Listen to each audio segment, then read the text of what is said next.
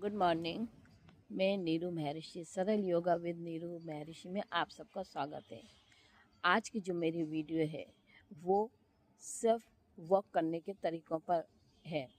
अर्थात एक होता है कि वॉक कई प्रकार की होती हैं, हाथ हिलाने, नहीं हिलाने, कहाँ का फैट कम करना है।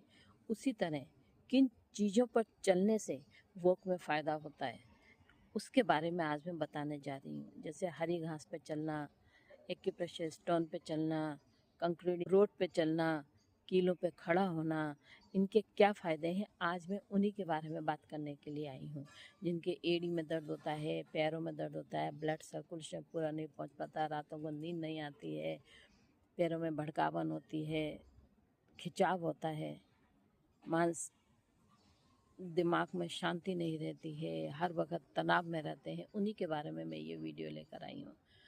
अगर मेरी वीडियो को आपने सब्सक्राइब नहीं किया है और आप मेरे चैनल पर नए हैं तो मेरी वीडियो को सब्सक्राइब करें, लाइक शेयर कमेंट करें, लेकिन सब्सक्राइब ज़रूर कर लें ताकि मेरी हर आने वाली वीडियो आप तक आसानी से पहुंच सके।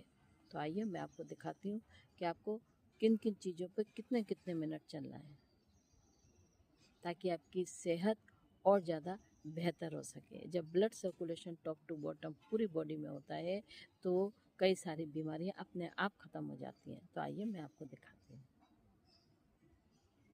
कंकड़ वाली रोड पर चलने से पैर मजबूत बनते हैं, फ्लैट फुट की समस्या में सुधार हो सकता है, संतुलन बेहतर होता है, नसों में उत्तेजना आती है, रक्त संचार बेहतर होता है, शरीर में ऊर्जा का प्रभाव सुधरता है, सूजन कम हो जाती है, ठंडे पैर गर्म होते हैं, थकान कम होती है। एक्यूप्रेशर वाले स्टोन पर चलना पैरों के तलवों के लिए बहुत लाभकारी माना जाता है। तलवों में शरीर के विभिन्न अंगों से जुड़े रिफ्लेक्स पॉइंट्स होते हैं। जब हम इन स्टोन पर चलते हैं तो उन बिंदुओं पर दबाव पड़ता है, पूरे शरीर को सकारात्मक प्रभाव मिलता है। नुकीली कीलों पर खड़े होने से पंजों और टखनों की मांसपेशियां सक्रिय होती हैं, बॉडी बैलेंस बेहतर होता है, आत्मविश्वास बढ़ता है, दर्द सहन करने की क्षमता में सुधार होता है। हरी घास पर नंगे पैर चलना या हल्की एक्सरसाइज करना एक प्राकृतिक और बहुत ही लाभकारी अभ्यास माना जाता है। खासकर सुबह की ताज़ी घास पर चलना शरीर और मन दोनों के लिए फ़ायदेमंद होता है।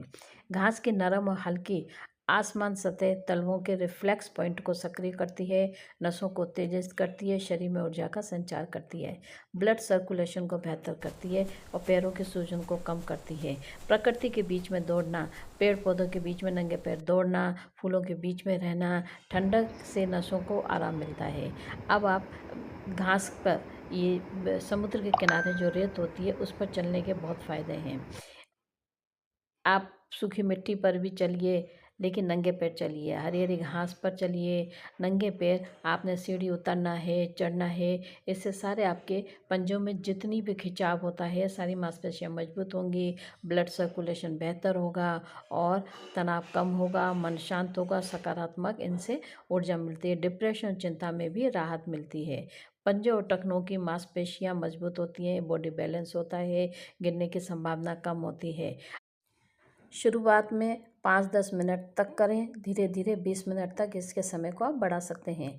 सुबह सूर्योदय के समय करना अधिक लाभकारी माना जाता है। नंगे पैर धरती से संपर्क में आने की ग्राउंडिंग कहा जाता है। कई लोग मानते हैं कि शरीर के अतिरिक्त विद्युत ऊर्जा संतुलित होती है, इससे सूजन और दर्द में कमी आती है।